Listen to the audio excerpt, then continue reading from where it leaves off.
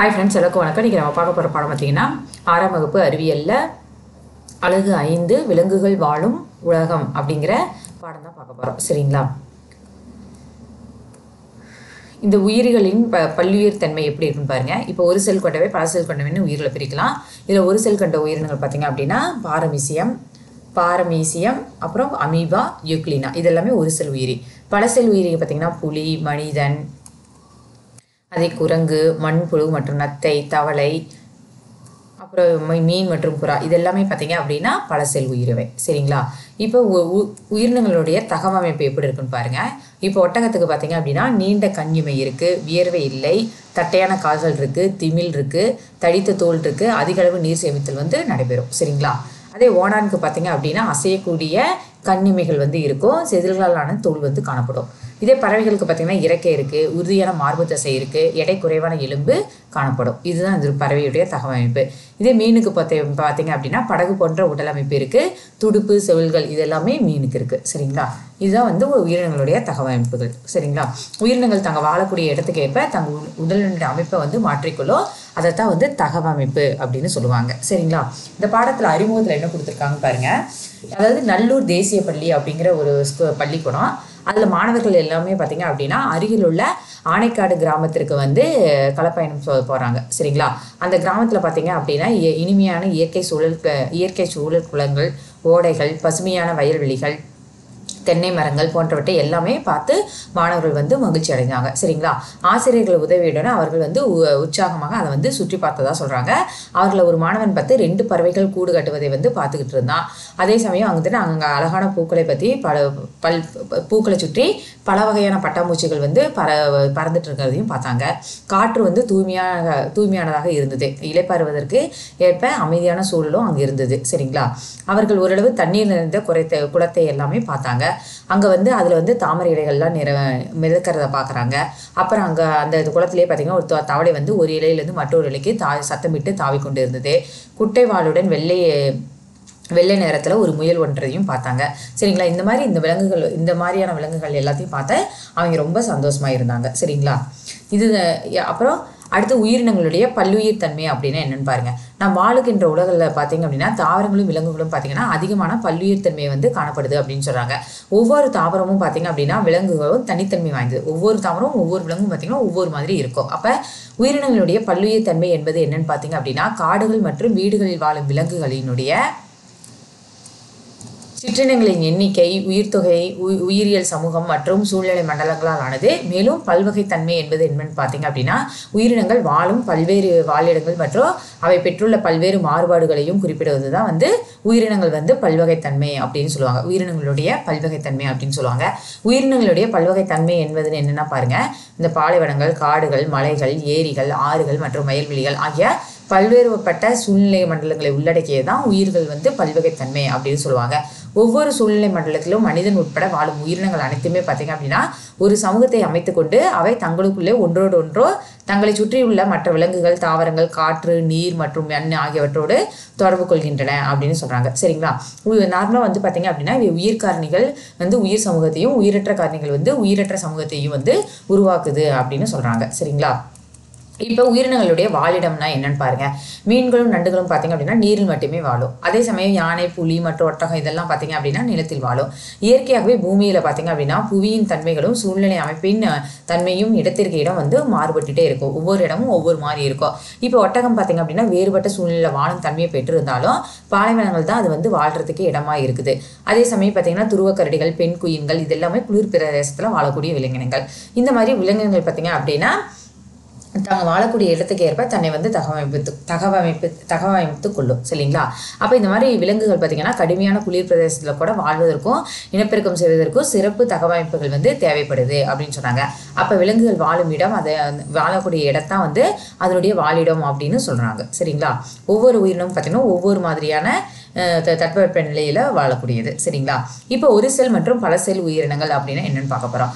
உயிரினங்களிலேயே மிகச்சிறிய செயல்படும் அழகு தான் செல்கள் அப்படின்னு தெரியும். ஒரு உயிரினத்திலேயே அடிப்படை அழகு தான் செல்கள் தான் சேர்ந்து தான் உறுப்புகள் உருவாகுது. உறுப்புகள் சேர்ந்தால் உறுப்பு மண்டலம் சேர்ந்து தான் ஒரு மனிதன், ஒரு விலங்கினம் உருவாகும். ஓகேங்களா? அப்போ உயிரினத்தினுடைய மிகச்சிறிய அழகே பார்த்தீங்க அப்படின்னா செல்கள். இந்த உயிரினங்களில் உடலில் நடைபெறும் அனைத்து செயல்களுமே பார்த்தீங்க அப்படின்னா செயல்களும் செயல்பாடுகளுமே பார்த்தீங்க அப்படின்னா இந்த நுண்ணிய செல்களின் மூலமாகவே செயல்படுத்தப்படுகிறது அப்படின்னு சொல்கிறாங்க. சரிங்களா? அப்போ ஒரு செல்லாலான சில உயிரினங்கள் பார்த்தீங்க அப்படின்னா ஒரு செல் உயிரினங்களோ எனவோ பல செல்களான உயிரினங்களை வந்து பல செல் உயிரிகள் அப்படின்னும் அழைக்கிறாங்க. சரிங்களா? இப்போ ஒரு செல் உயிரிகள்லாம் எடுத்துக்கிட்டு பாருங்க, அமீபா, பாரமீசியம், யூக்ளினா இது எல்லாமே வந்து ஒரு செல் உயிரிகள். அதே பல செல் உயிரிகள் அப்படின்னு பார்த்தீங்கன்னா மீன், தவளை, பல்லி, பறவை மற்றும் மனிதன் இது எல்லாமே வந்து பல செல் உயிரிகள் அப்படின்னு சொல்லுவாங்க. இப்போ தெரிந்து கொள்களை பாருங்க, சிங்கப்பூரில் உள்ள ஜுராங் பறவைகள் பூங்காவில் பார்த்தீங்க அப்படின்னா பெண்குவின் பறவைகள் இருக்கு இல்லைங்களா, அதை வந்து பனிக்கட்டிகள் நிரம்பிய ஒரு பெரிய கண்ணாடி கூண்டுல வந்து 0 டிகிரி செல்சியஸுக்கும் வெப்பநிலை அல்லது அதுக்கு குறைவான வெப்பநிலையில வச்சு பராமரிக்கதா சொன்னாங்க. ஏன்னா பார்த்தீங்கன்னா பெண்குயின் பார்த்தீங்கன்னா நம்மளாம் பனி பிரதேசங்களில் வளரக்கூடியது. ஆனால் அந்த சிங்கப்பூர் நாட்டிலாம் பார்த்தீங்கன்னா அதுதான் வெப்பம் மிகுந்த ஒரு ஆசிய நாடு மாதிரி தான் இருக்கும். ஓகேங்களா? அப்போ அங்கே வந்து குளிர் பிரதேசங்கள் இல்லைங்களா, அதுக்காக இவங்க என்ன பண்ணுறாங்க அப்படின்னா ஒரு பெண்குயின்களை வந்து ஒரு பெரிய கண்ணாடி குண்டுல பனிக்கட்டிகள் நிரம்பி ஒரு கண்ணாடி குண்டுல 0 டிகிரி செல்சியஸ் வெப்பநிலைக்கு கம்மியாக இருக்கிற மாதிரி பார்த்து அங்கே வந்து பெண்குயினை வந்து வளர்த்துறாங்க அப்படின்னு சொல்கிறாங்க. சரிங்களா? இப்போ ஒரு செல் உயிரினங்கள் அப்படின்னு என்னன்னு பாருங்க. ஒரு செல் உயிரினங்கள் என்பது வெறும் கண்களால் பார்க்க முடியாது, நுண்ணோக்கியில் மட்டுமே இதை வந்து பார்க்க முடியும். சரிங்களா? இது அந்த அளவுக்கு பார்க்கக்கூடிய நுண்ணோக்கியில் மட்டுமே பார்க்கக்கூடிய ஒரு மிகச்சிறிய உயிரினம் தான் ஒரு செல் உயிரினங்கள் அப்படின்னு சொல்லுவாங்க. அவை நீரில் வாழும் தன்மை கொண்ட எளிய மற்றும் விலங்குகளையே மிகவும் முதன்மையான உயிரினங்கள் அப்படின்னு சொல்லுவாங்க. சரிங்களா? விலங்குகளிலேயே மிகவும் முதன்மையான உயிரினம் இந்த ஒரு செல் உயிரிகள் தான். ஒரு செல் உயிரினங்கள் பார்த்தீங்க அப்படின்னா பல்வேறு உடற்செயல்களை செய்வதற்கு சிறப்பு அமைப்புகளாக உடல் நுண்ணுறுப்புகள் வந்து இருக்குது அப்படின்னு சொல்றாங்க. சரிங்களா? இந்த சிறப்பு அமைப்புகளாக இந்த உடல் நுண்ணுறுப்புகள் வந்து இருக்குது அப்படின்னு சொல்றாங்க. இந்த அமீபாவுடைய ஒரு செல் உயிரி இதுதான் வந்து அமீபா ஒரு செல் உயிரி. இதனுடைய அமைப்பு பாருங்க, இங்கே உணவுக்குழி இருக்குது, உட்கரு இருக்குது, இங்கே இது எல்லாமே போலிக்கால்கள், இது வந்து சுருங்கும் நுண்குமிழ் இருக்குது, இங்கே உள்ளுக்குள்ளே வந்து ஒரு உட்கரு மணி காணப்படுது, இது அகப்பிளாசம், புரோபிளாசம், இது செல் ஜவ்வு. இதுதான் ஒரு அமீபா அப்படிங்கிற ஒரு செல்லுடைய ஒரு செல் உயிரி. சரிங்களா? அமீபா பார்த்தீங்க அப்படின்னா நார்மலாக ஒரு அமீபா ஒரு செல் உயிரி அப்படின்னு சொல்கிறாங்க. இருப்பினும் உணவு செரித்தல், இடப்பெயர்ச்சி, சுவாசித்தல் மற்றும் இனப்பெருக்கம் ஆகிய அனைத்து செயல்பாடுகளையுமே வந்து இது மேற்கொள்கிறது அப்படின்னு சொல்கிறாங்க. இவை நீரிலிருந்து உணவை விழுங்குகின்றன. இந்த உணவு தான் வந்து உணவு குமிழி மூலம் செரிமானம் வந்து அடைகிறது. ஓகேங்களா? நீரில் இருக்கிறது தான் உணவை வந்து விழுங்க ஆரம்பிக்கும். இது மூலமாக வந்து உணவு குமிழி மூலம் வந்து செரிமானம் அடைகிறது அப்படின்னு சொல்கிறாங்க. சுருங்கும் நுண்குமிழ்கள் மூலம் கழிவு நீக்கம் வந்து நடைபெறுதா சொல்கிறாங்க. சரிங்களா? இந்த சுருங்கும் நுண்குமிழ்கள் தான் வந்து கழிவு நீக்கம் வந்து நடைபெறுது. எளிய பரவல் முறையில் தான் உடலின் மேற்பரப்பின் வழியாக தான் இந்த சுவாசித்தல் வந்து நடைபெறுகிறது அப்படின்னு சொல்கிறாங்க. இவை விரல் போன்ற நீட்சிகளான போலிக்கால்களை வந்து பெற்றுள்ளது அப்படின்னு சொல்கிறாங்க. இதன் மூலம் இடப்பெயர்ச்சி வந்து இது செய்கின்றன அப்படின்னு சொல்கிறாங்க. சரிங்களா? இதான் இங்கே தான் மலவாய் துவாரம் காணப்படுது, செல் ஜவ்வு, இங்கே வாய் காணப்படுது, சிறிய உட்கரு, இது வந்து குறு இலை, இது சுருங்கும் நுண்குமிழ், ஃபில்லிக்கல்ஸ், இது வந்து பாரமீசியம் ஒரு செல் உயிரி. அப்புறம் பெரிய உட்கரு, இது வந்து அமீபா, இது எல்லாமே இது வந்து பாரமீசியம்ங்கிற ஒரு செல் உயிருடைய அமைப்பு இப்படி தான் இருக்கும். சரிங்களா? இந்த பாரமீசியத்தில் பார்த்தீங்க அப்படின்னா நீரில் வாழும் ஒரு செல் உயிரி இது தன்னுடைய குறு இலைகள் மூலம் இடப்பெயர்ச்சி செய்யும். இதில் மூலயமா இடப்பெயர்ச்சி செய்யுதுன்னா குறு இலைகள் இருக்கு இல்லைங்களா, இது மூலயமா தான் வந்து இடப்பெயர்ச்சி செய்யும். சரிங்களா? ஒரு செல் உயிரியான யூக்ளினா இது பார்த்தீங்கன்னா இது ஒரு செல் உயிரியான யூக்ளினா தான். சரிங்களா? இதுக்கு பார்த்தீங்கன்னா இதுதான் வந்து கசையிலை, இது வந்து உட்கரு, இதுதான் உட்கரு, இங்கே வந்து சேமிப்பு அறை காணப்படும், இங்கே பசுங்கணிகம் காணப்படும், இது ஃபில்லிக்கல் காணப்படும், இங்கே சிறுங்கு நுண்குமிழ்கள் இருக்குது. இது கசையிலைகள் மூலமாக தான் இது வந்து இடப்பெயர்ச்சி செய்யுது அப்படின்னு சொல்கிறாங்க. சரிங்களா? அடுத்து பல செல் உயிரிகள் பாருங்க. நம்மை சுற்றியுள்ள பெரும்பாலான உயிரினங்கள் எல்லாமே பார்த்தீங்க அப்படின்னா பல செல் உயிரிகள் தான். விலங்குகள், மனிதர்கள் எல்லாமே பார்த்தீங்கன்னா பல செல் உயிரிகள் தான். இவ்வுயிரினங்கள் பார்த்தீங்கன்னா பல்வேறு பணிகள் சில் தொகுப்புகள் அல்லது உறுப்புகள் மூலமாக தான் நடைபெறும் அப்படின்னு சொல்லுவாங்க. எடுத்துக்காட்டு பார்த்தீங்கன்னா ஜெல்லி மீன், மண்புழு, நத்தை, மீன், தவளை, பாம்பு, புறா, புலி, குரங்கு மற்றும் மனிதன் இது எல்லாமே பார்த்தீங்க அப்படின்னா பல செல் உயிரிகள். சரிங்களா? மண்புழு வந்து பல செல் உயிரி தான். இப்போ ஒரு செல் மற்றும் பல செல் உயிர்களுடைய வேறுபாடுகள் பாருங்க. இது ஒரு செல்லால் ஆனது, இது பல செல்களால் ஆனது. உயிரில் ஒரே ஒரு செல்லை வாழ்க்கை செல்கள் அனைத்துமே மேற்கொள்ளும். உயிரில் உள்ள ஒரே ஒரு செல் மட்டும்தான் இதனுடைய அனைத்து செல்களையுமே மேற்கொள்ளும். செல்களுக்கிடையே வாழ்க்கை செயல்கள் வந்து பிரிக்கப்பட்டு வெவ்வேறு செல்கள் வெவ்வேறு செயல்களை செய்வதற்கேற்ப சிறப்பம்சங்கள் வந்து பெற்றுள்ளது அப்படின்னு சொல்றாங்க. பொதுவாக இவை வந்து அளவில் வந்து மிக சிறியதா இருக்கும், நுண்ணோக்கியில் மட்டுமே பார்க்க முடியும். இது வந்து அளவில் பெரியதா இருக்கும், கண்களால் வந்து பார்க்க இயலும்னு சொல்றாங்க.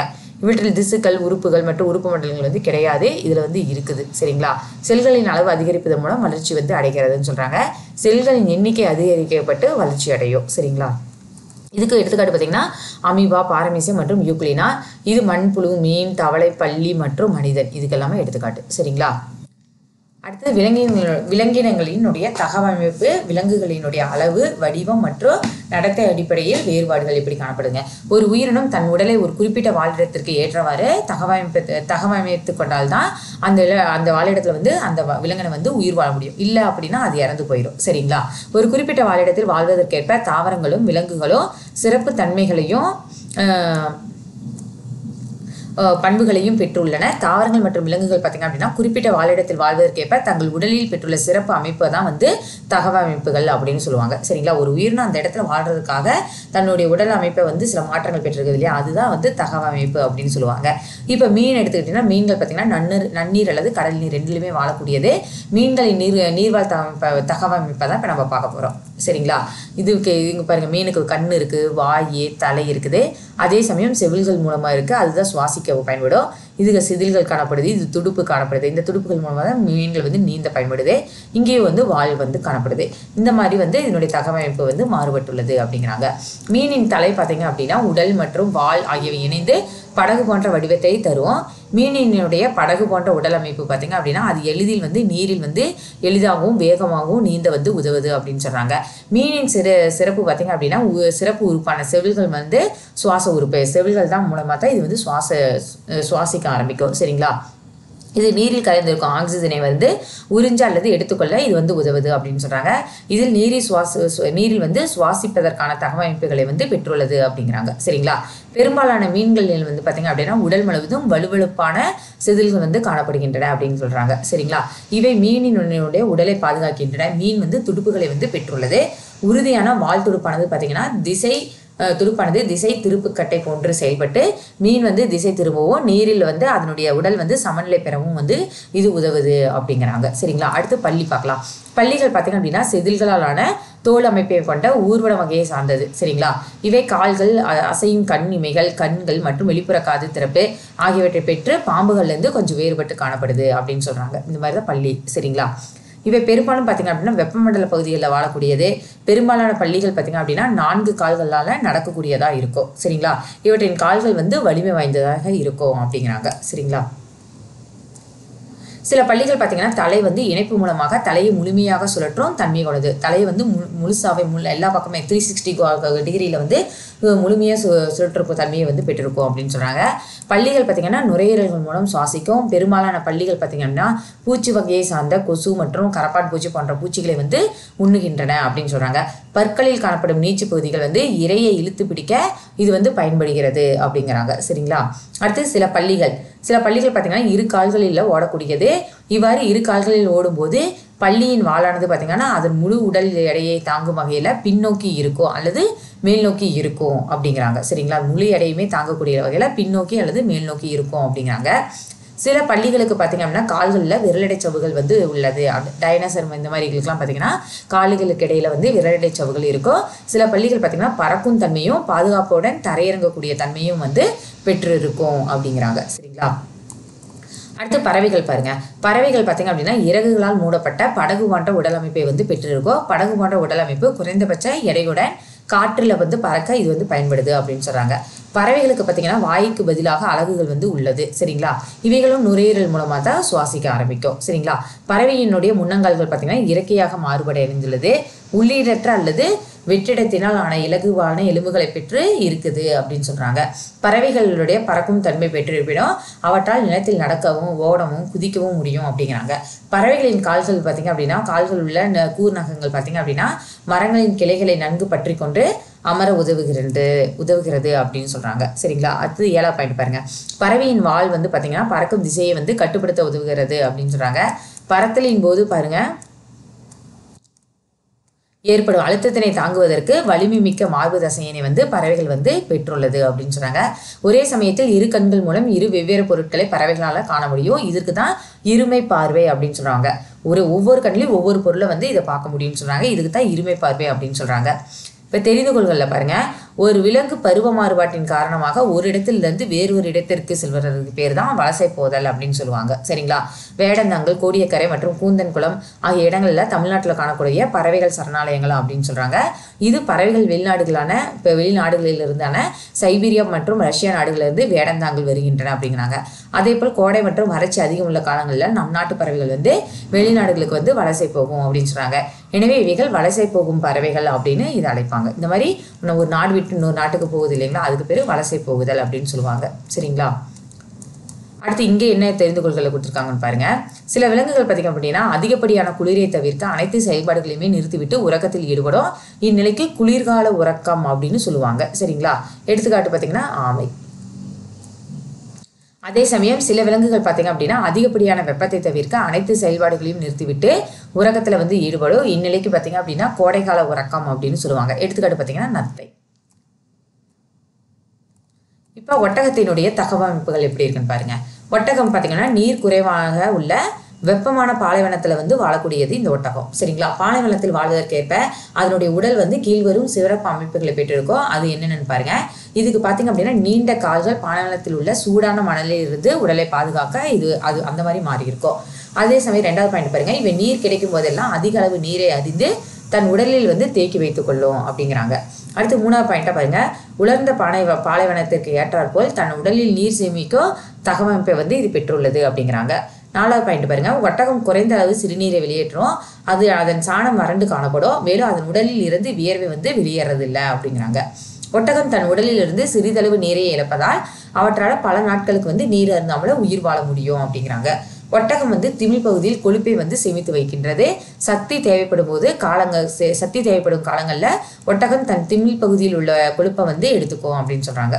சேமித்து வைக்கப்பட்ட கொழுப்பை வந்து சிதைத்து ஊட்டம் பெறும் அப்படிங்கிறாங்க. அடுத்து ஒட்டகம் பார்த்தீங்க அப்படின்னா பெரிய தட்டையான திண்டு கால்கள் மூலம் மிருதுவான மணலில் நன்றாக நடக்கும் தன்மையை வந்து பெற்றுள்ளதுன்னு சொல்றாங்க. இதனால் ஒட்டகத்தை வந்து பாலைவன கப்பல் அப்படின்னு அழைக்கிறாங்க. சரிங்களா?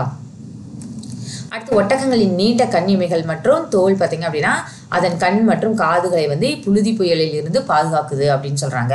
நாசி துவாரங்கள் தூசிகள் உள்ளே செல்வதை தடுப்பதற்காக மூடிய நிலையில வந்து காணப்படுது அப்படின்னு சொல்றாங்க. சரிங்களா? அடுத்து தெரிந்து கொள்களை பாருங்க. எப்பொழுதும் கங்காரு எலி வந்து இதெல்லாமே பார்த்தீங்கன்னா நீர் வந்து அருந்துறது கிடையாது. அது உண்ணும் உணவிலிருந்து உடலுக்கு தேவையான நீரை வந்து உருவாக்கி கொள்ளும் அப்படின்னு சொல்றாங்க. எலி, கங்காரு இதெல்லாம் நீர் வந்து சாப்பிடாது. நமது மாநில விலங்கான நீலகிரி வரையாடு மலைகளின் மீதுள்ள பாறைகளின் இடுக்குகளில் மிக எளிதாக நுழைந்து உடல் சமநிலையுடன் ஏறி தாவர வகைகளை உண்ணும் திறன் பெற்றது அப்படின்னு சொன்னாங்க. நீலகிரி வரையாடு அப்படிங்கிற ஒரு விலங்கினம் பார்த்தீங்க அப்படின்னா பாறைகளின் இடுக்குகளுக்குள்ள கூட மிக எளிதாக நுழைஞ்சு அங்கே இருக்கிற தாவரங்கள்லாம் சாப்பிடும் அப்படின்னு சொல்றாங்க. சரிங்களா? அடுத்து வெவ்வேறு வாழிடங்களில் உள்ள விலங்குகளினுடைய தகவமைப்புகள் என்னன்னு பாருங்க. விலங்குகளின் பெயர்கள் துருவ கரடி துருவ பகுதியில் வாழும். பாதுகாப்பிற்காக தடினமான தோல் மற்றும் மென்மையான உருவங்கள் வந்து ரோமங்களை வந்து பெற்றிருக்கும் அப்படிங்கிறாங்க.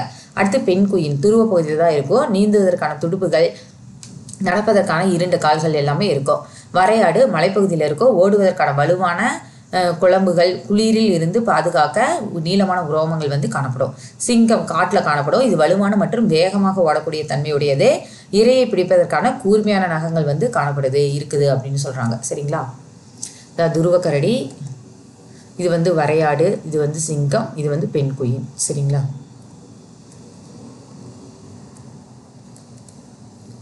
ஓகே ஃப்ரெண்ட்ஸ், இதோட இந்த பாடம் முடிஞ்சது.